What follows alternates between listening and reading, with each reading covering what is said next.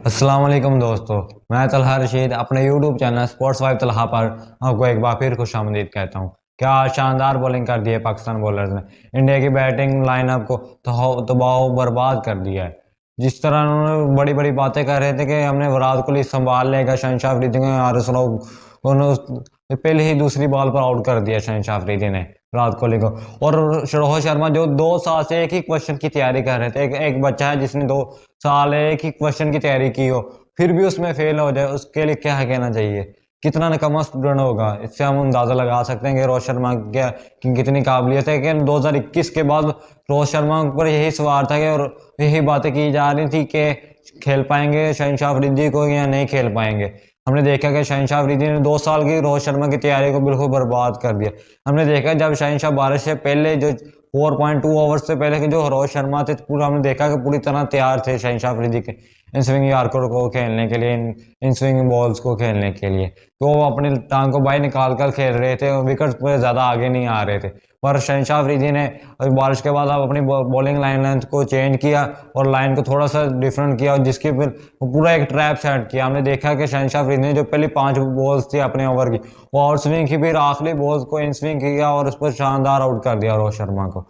शहनशाह अफरीदी ने नसीम शाह की बॉलिंग ने शुरू में इतना प्रेशर बना दिया कि उनके रंग उठ गए थे रोहित शर्मा के और शुम्बल गिल के। शुम्बल गिल वगैरह को तो सांस ही नहीं आ रहा था, जिनको आईपीएल में इतनी हाइप मिली हुई थी। 40 बॉल पर उन्होंने 100 किया था। आईपीएल के स्टार, इतने करोड़ों में बिकने वाले खिलाड़ी, जो मैं तो सोचता हूँ शुम्बल गिल को इंडिया से बाहर खिलाते हैं क्यों है। वो इंडिया से बाहर भी क्या, उनको अहमदाबाद में खिलाया जाए, वहां सेंचुरी करते रहेंगे, स्टार बने रहेंगे। क्यों खिलाते हैं आप उनको बाहर। ये इतनी नाइंसाफी नहीं करनी चाहिए किसी भी प्लेयर्स के साथ। अगर वो अहमदाबाद का प्लेयर है तो उसको अहमदाबाद में ही खिलाना चाहिए। और रोहित शर्मा को इतनी बुरी तरह उनकी तकनीक एक्सपोज हुई है कि एक सा दो वही बिल्कुल उसी तरह आउट हुए हैं जिस तरह 2021 में आउट हुए थे। 2 साल उन्होंने तैयारी की मगर फिर भी कोई नतीजा नहीं निकला। शहनशाह अफरीदी ने फिर उसकी तरह आउट कर दिया। उन्होंने सबसे ज्यादा था मसला उनको प्रेशर का। उन्होंने प्रेशर अपने आप पर बहुत ज्यादा ले लिया था, उनके मीडिया की वजह से, दूसरी बात मीडिया और दूसरी चीजों की वजह से। क्योंकि उनका मीडिया बहुत ही बड़ा मीडिया, हमारा तो 100 चैनल है मगर उनका 1000 चैनल है।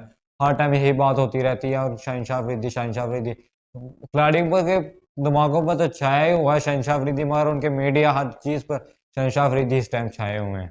क्यों ना चाहे, वो इतनी अच्छी जो बॉलिंग की जो की है। एक तरफ से नसीम शाह इतनी अच्छी बॉलिंग कर रहे थे कि उनको इतना प्रेशर डेवलप कर दिया था जिसकी वजह से शहनशाह अफरीदी को विकेट्स मिले।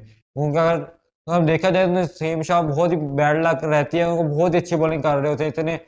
जो शुम्बल गिल थे उनसे तो वो खेला ही नहीं जा रहा था नसीम शाह की बॉलिंग को। वो कभी आउट स्विंग जा रहे हैं, इन स्विंग आ रहा है, उनको तो गेंद नजर ही नहीं आ रहा था। 130-40 के बॉलर खेलने वाले आज उनको जब 145 की बॉलें खेलनी पड़ी तो उनको पता ही नहीं चला। वो शुम्बल गिल तो रोने पर मजबूर हो जाकर उनसे रोया जाता तो रो भी लेते, मगर उन्होंने रोया नहीं। शुम्बल गिल ने सब कुछ किया मगर उन्होंने रोया नहीं, क्योंकि इस रोने से भी बदतर कंडीशन हो गई थी उनकी। हमने देखा कि उनसे ना सांस लिया जा रहा था, उनका चेहरे का रंग लाल पीला हो रहा था उनसे। और कितना उनके चेहरे से वाज़ह पता चल रहा था कि उनका पर कितना प्रेशर है और कितना डिफिकल्ट खेल रहे हैं। उनसे कितना फंस के खेल रहे हैं, बुरी तरह उनकी तकनीक एक्सपोज। ना ही फ्रंट फुट पर खेला जा रहा था, ना ही बैक फुट पर खेला जा रहा था। कहीं किसी भी तरीके से नसीम शाह को फेस नहीं किया जा रहा था। एशिया कप की हिस्ट्री में 10 साल या 20 साल बाद ऐसा हुआ है कि ना किसी टीम के बॉलर्स ने 10 के 10 आउट किए हों। 2004 में पाकिस्तान के बॉलर्स ने नहीं किया था। अब फिर पाकिस्तान के बॉलर्स ने 20 साल वही हिस्ट्री अपनी दोहराई है कि 10 आउट कर दिए फास्ट बॉलर्स। ये बहुत ही अच्छा साइन है पाकिस्तान के लिए।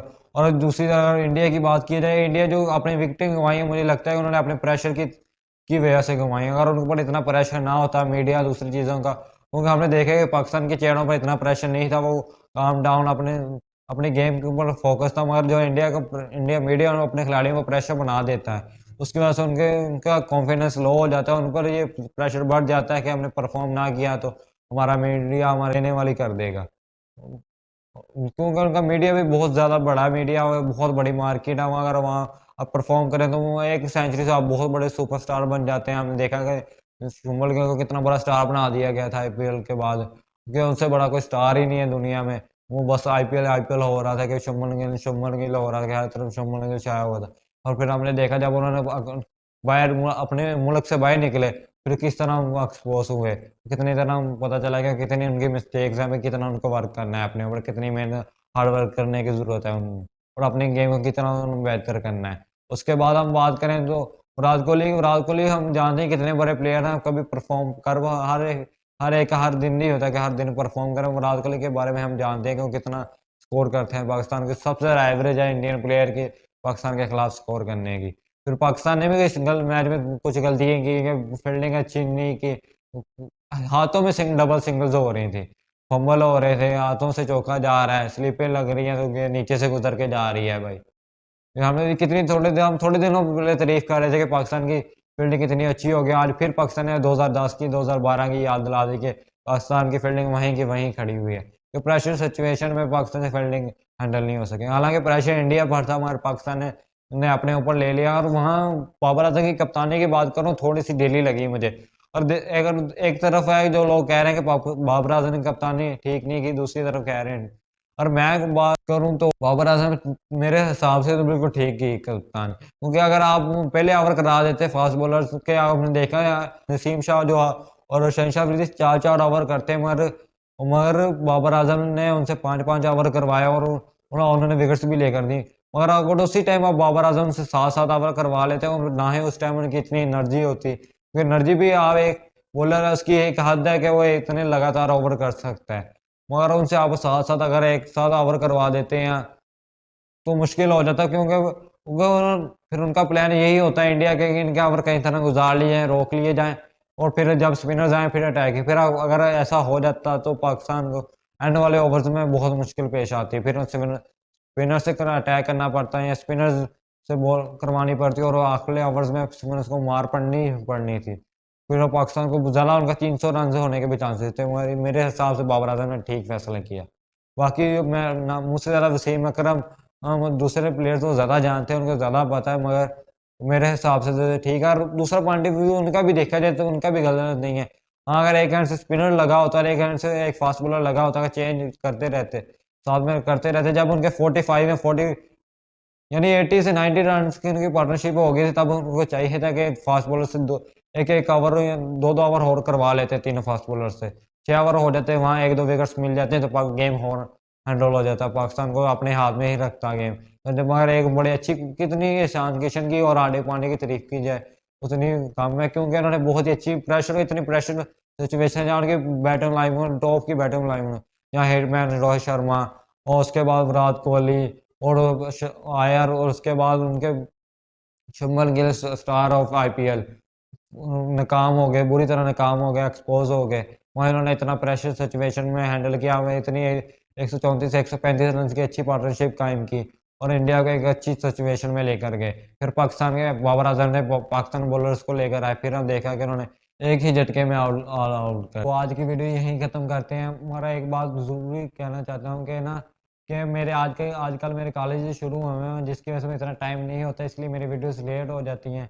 इसलिए मैं आपसे माज़रत ख्वाह कि ना आपको इतनी लेट इन्फॉर्मेशन दे रहा हूँ, इतनी लेट वीडियोस आ रही हैं, और मैं आपको अपनी पूरी पूरी कोशिश करता हूँ कि वीडियो जल्दी आए और आपको टाइम पर अपडेट कर सकूँ।